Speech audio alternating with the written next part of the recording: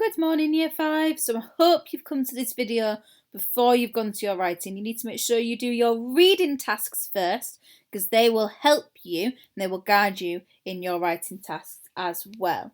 Okay, so my first question for you today has Ethan warmed up to the Polar Bear Explorer Club members? So from reading chapter 11, has he started to warm up to them? So have a think about that question as we read through chapter 12. So there's chances for you to have independent read as usual, and then I will read some to you as well. Chapter 12 then. The Frosties led their way, followed by the explorers and the Shadow Wolf. Ethan was the last to step through the door, and he deliberately left it open behind him. No matter what the others said, he still had a bad feeling about this, and wanted to be able to make a quick getaway if the Frosties suddenly turned nasty. The staircase curved round and round in a spiral that made the explorers feel dizzy after a little while. It was damp and very, very cold. When Stella put her gloved hand on the wall to steady herself, her fingertips left trails in the frost that coated the stones.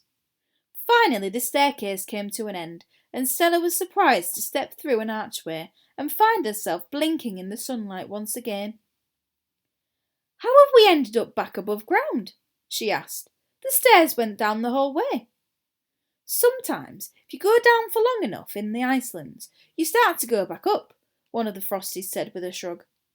The explorers squinted for a moment as their eyes adjusted to the light, and then Stella gasped as she took in the goose garden around her. They were in a walled space. There was no snow on the ground, but everything sparkled in a silver coat of frost. Colourful bunting hung from the branches of leafless trees, and a blue pond glittered in the front of them. Geese paddled in the water, sunned themselves on the banks, and waddled amongst the trees. But they weren't entirely white like normal geese. They were covered in little gold spots. "Aren't they fine?" one of the Frosties said proudly. She might have been the Frosty who landed on Stella's shoulder, but they looked so much alike that it was hard to tell, especially without clothes to distinguish them. "We purchased them at the goose farm last year. There they had a kind of geese there. Dragon geese, barking geese, hollow geese, raspberry geese." "There's no horned geese here, are there?" Beanie demanded. "Because you know they can be extremely dangerous. Extremely!" Beside him, Ethan snorted. "Doubtful." 7 explorers from the Jungle Cat Explorers Club have been gored by horned geese in the last 50 years, Beanie said. Ethan shrugged dismissively. "Jungle Cat explorers are buffoons," he said. "Most of them would probably perish falling on their own spears." 12 Jungle Cat explorers have died falling on their own spears in the last 100 years, Beanie said promptly.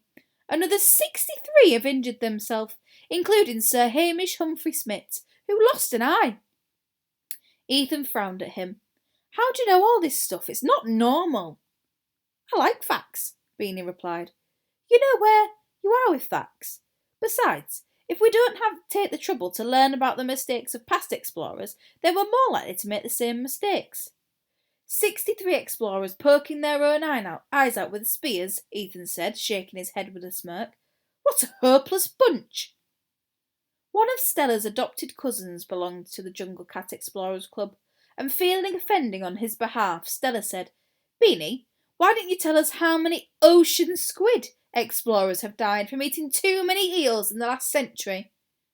43, Beanie replied promptly.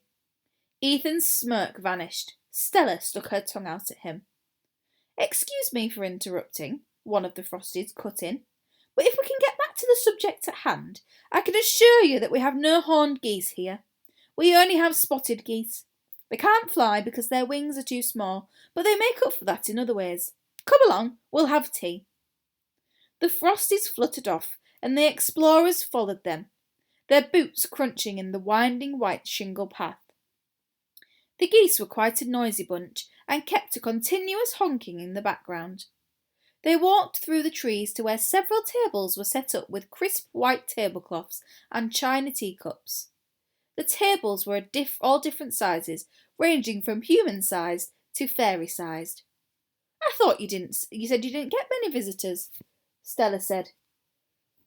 We don't, but we like to be prepared just in case, the Frosty replied.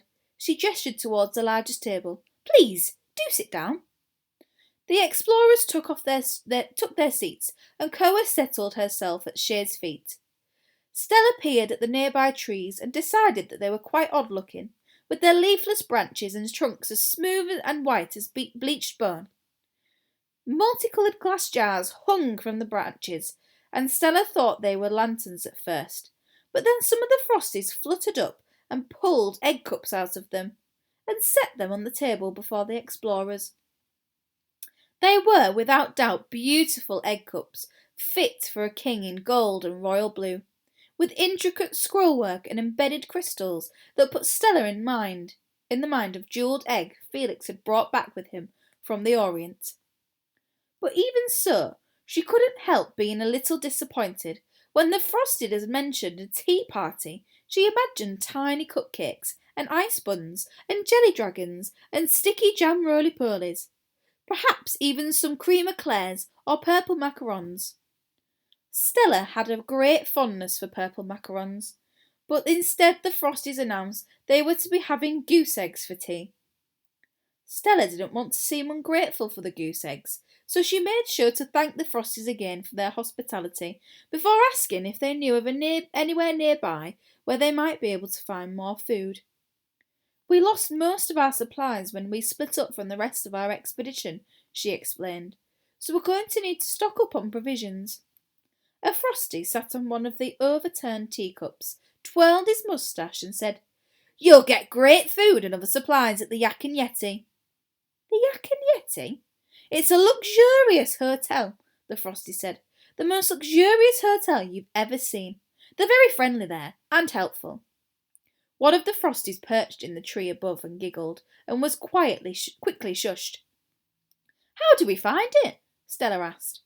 It's on the other side of the rainbow. Ethan narrowed his eyes suspiciously. Is that a riddle? I hate riddles. It's not a riddle. Just follow the rainbow and you can't go wrong, the Frosty said. The others returned with the goose eggs, and Stella immediately saw there were no ordinary eggs.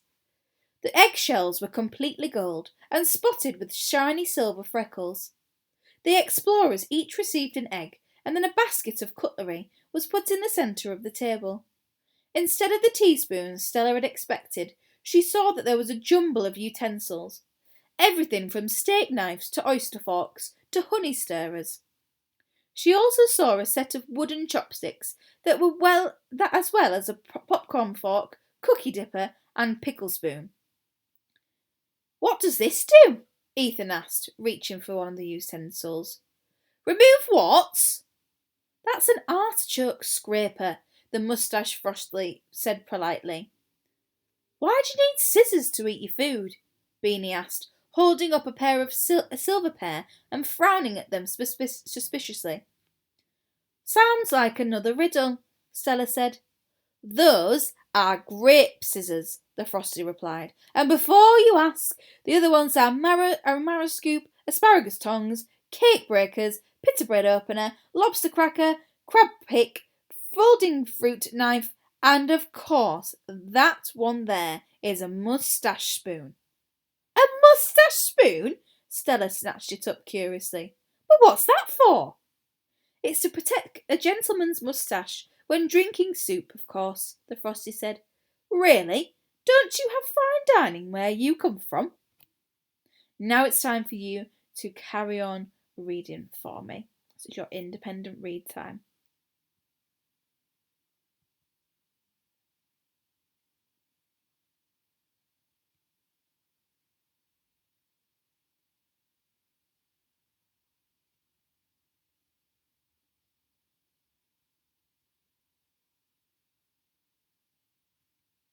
Okay then. I want you to illustrate this chapter. I want you to illustrate what it looks like at the table of the Frosties. Okay, so I want you to pick that one first, and then I want you to draw the end of this chapter to show the tension and excitement. I've got some questions to prompt you as well. So, was Stella right to steal the goose? Why do you think she stole the goose? How do you think the members feel after the events of chapter 12? Okay, illustrate for me the ones that I've just mentioned, and then this chapter will help you write your writing session for today.